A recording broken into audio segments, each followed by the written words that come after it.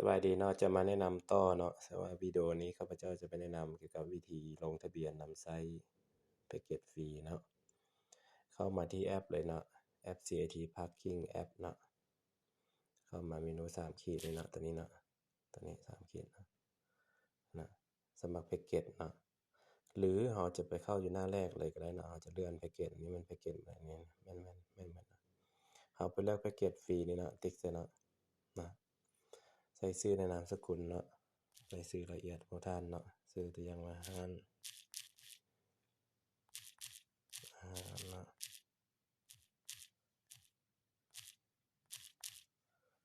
เบอร์โทรเด้อส่วนเบอร์โทรนี้จะเป็นเบอร์ที่ใช้เข้าระบบเด้อน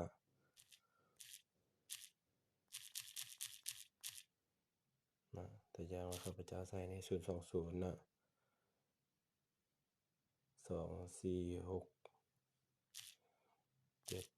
เนาะเบอร์โทรตัวจริงของท่านเลยเนาะที่อยู่ปัจจุบันในสมมุตินะตอนแดงเนาะ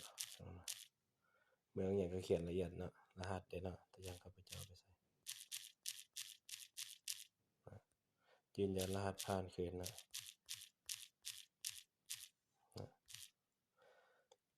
อยู่รูปนี้เนาะให้พวกท่านเลือกแพ็กเกจตัวนี้เป็นฟรี1เดือนเนาะ0กีบเนาะแล้วก็สมัครเลยถ้าเราไปเลือกแพ็กเกจตัวปีเลยก็ได้เนาะเขาจะมี QR code ให้เราชำระเลยเนาะก็พวกท่านสามารถเอาบันทึกเอา QR code ตัวนี้หรือแคปหน้าจอตัวนี้เนาะแล้วก็ไปชำระเนาะหลังจากนั้นพวกท่านจะแนบไฟล์มาใส่เนาะแนบไฟล์มาใส่แล้วก็กดยืนยันเนาะในที่นี้ข้าพเจ้าจะเอาทดลองไปก่อนเนาะแล้วก็กดสมัครเลยเนาะลงทะเบียนสำเร็จเนาะซึ่งว่าในกรณีนี้พวกท่านยังเข้าระบบบ่ได้เนาะลองรอถ้าแอดมินอนุมัติก่อนเนาะตัวอย่างข้าพเจ้าจะไปเข้าระบบมึงเนาะ020 1234567เนาะแล้วก็8เนาะนะครับเนาะ บัญชีนี้ยังบ่ทันได้รับการยืนยันเนาะก็กรุณาประสานทางเบอร์แอดมินเนาะ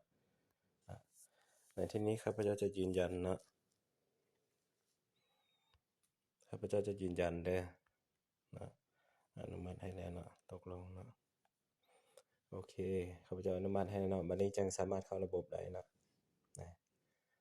ซึ่งว่าเข้ามาก็สามารถใช้2โมดูลได้เนาะโมดูลฝากรถแล้วก็โมดูลขายปีเลยเนาะพวกท่านมีแต่ฝากรถก็ใช้ไปเลยเนาะขายปีบ่จำเป็นก็บ่เป็นหยังเนาะพวกท่านก็เข้ามาตั้งค่าละเอียดเนาะต่างๆนะเพราะมันจะเป็นของไผของมันเด้อตัวนี้เนาะรายการฝากรถเฮายังบ่มีเนาะอีหยังต่างเนาะโอเคเนาะ อยู่ทางรูปนี้พวกท่านเห็นบ่เนี่ยทางรูปนี้เนาะทางรูปมันจะให้ใช้31มื้อแม่นบ่นะหลังจากที่พวกท่านใช้หมดแล้วว่าตัวฟรีนี่เนาะมันจะบ่สามารถใช้งานได้เนาะพวกท่านต้องชำระต่อเนาะอันนี้เนาะโอเคเนาะถือว่าขั้นตอนนี้ก็จะจบส่ำนี้เนาะขอบใจเจ้า